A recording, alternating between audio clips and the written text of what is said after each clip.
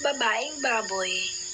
Sa isang malawak na bukirin ay mayroong lalaking nagmamay-ari ng 3 baboy. Siya ay nagngangalang The Rockspur. Ang kanyang mga baboy na ito ay pare-parehong babae. Si Porkrens, Oinkrin at Pigrin. Masiyahin at malulusog ang mga ito. Ang kanilang tagapag-alaga ay tuwang-tuwa tuwing nakikita niyang magaganang kumain ang kanyang mga alagang baboy. Isang araw, katanghaliang tapat, ay nag-uusap-usap ang mga baboy habang sila ay kumakain. Ani unang baboy.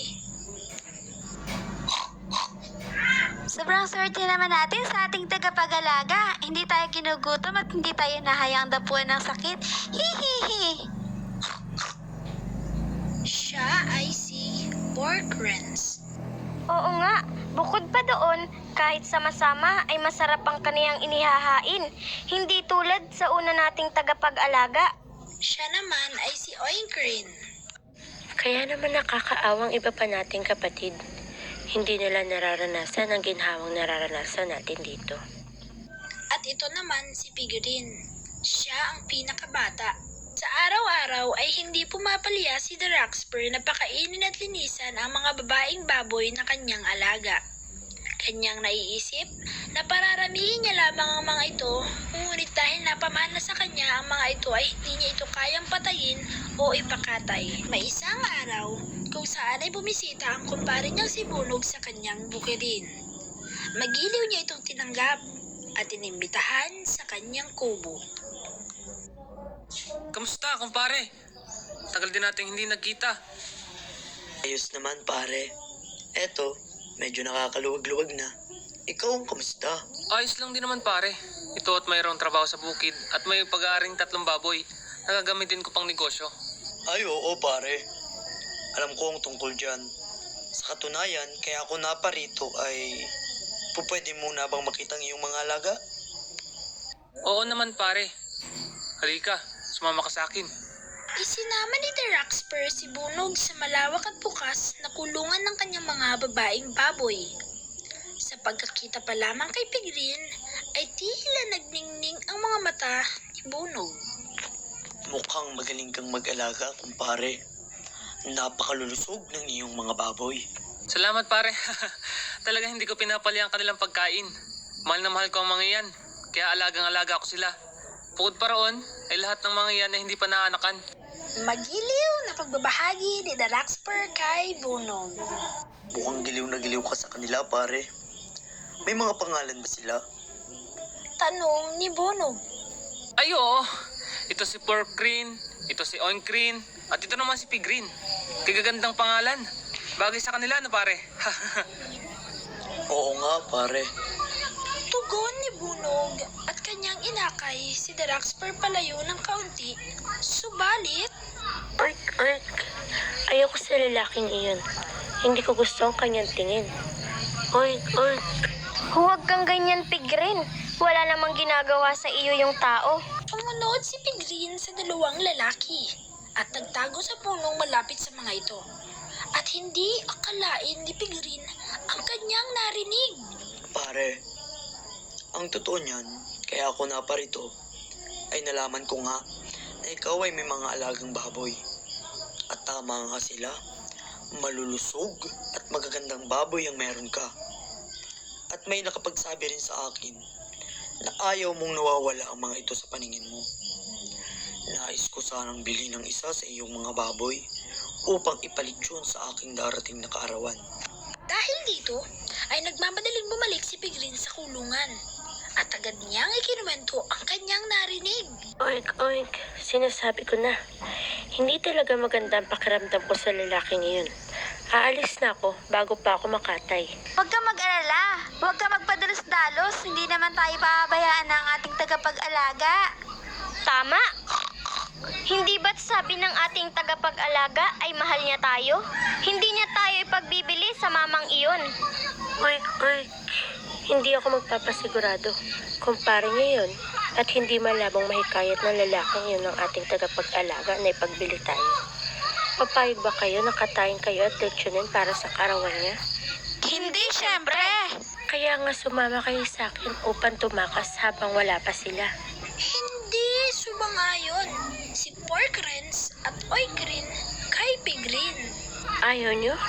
Pwes, ako na lang ang aalis. Maiwan ka dyan at nang kayo ang pagpilian.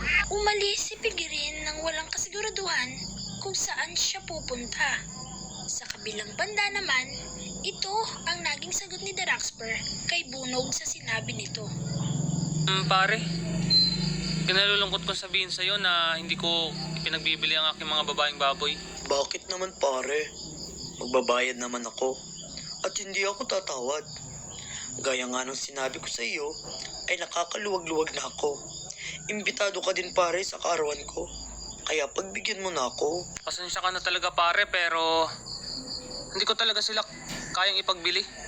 Napamahal na sa akin ng mga yan at wala akong balak na ipagbili sila. Lalo na ang katayin at ilitsyon.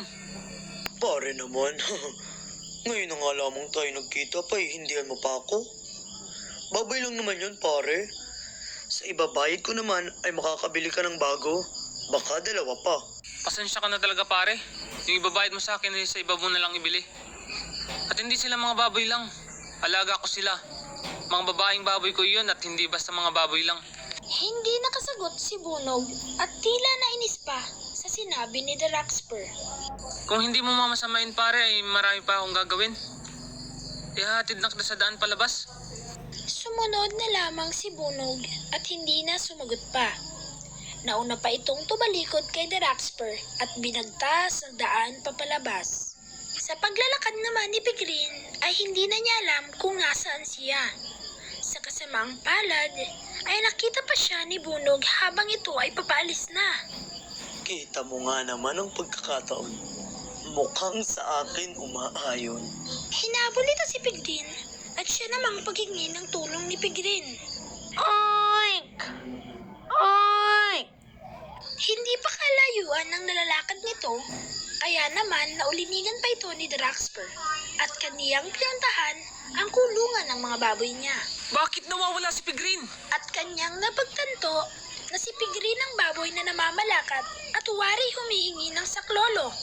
Lakad-takbo ang ginawa ng tagapag-alagang ito patungo sa boses ng kaniyang baboy. At kanyang nakita na ito ay tinatali na ni Bunog. Papalapit na siya nang marinig niya ang sinabi nito.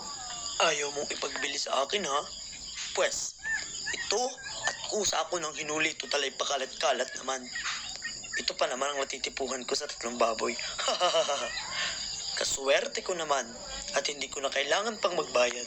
Dahil dito ay nagalit ng tuluyan si Daraxper at kaniyang dinakma sa balikat si Bunog at binigyan ito ng suntok. Walang hiya ka? Hindi mo nirespeto ang desisyon ko? Talagang balak mo pang nakawin si Pigrin? Natumba si Bunog at dali-dali rin siyang tumayo sabay takbo. Huwag ka nang babalik dito! Samantala, umiiyak si Pigrin sa isang tabi at inakay na ito ni Daraxper pabalik ng kulungan habang sinasabi na, Huwag mo nang uulitin yun.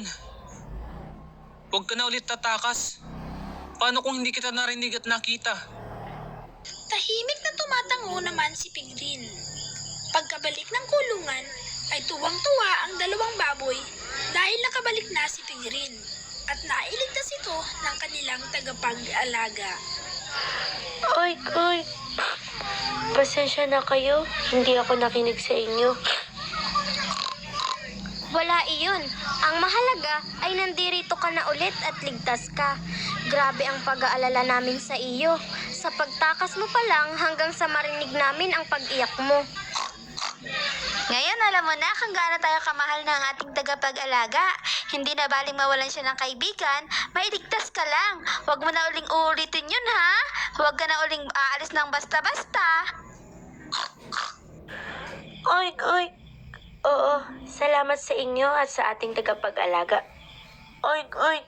Nakapang 3 dahil sa tuwa na hindi sila nabawasan at naintindihan ni Pigrin ang kanyang pagkakamali sa padalos-dalos na desisyon at hindi pakikinig sa nakatatandang 2 baboy. Masaya din sila na kanilang napatunayan ang katapatan ng pagmamahal sa kanila ni Daraxper. Wakas.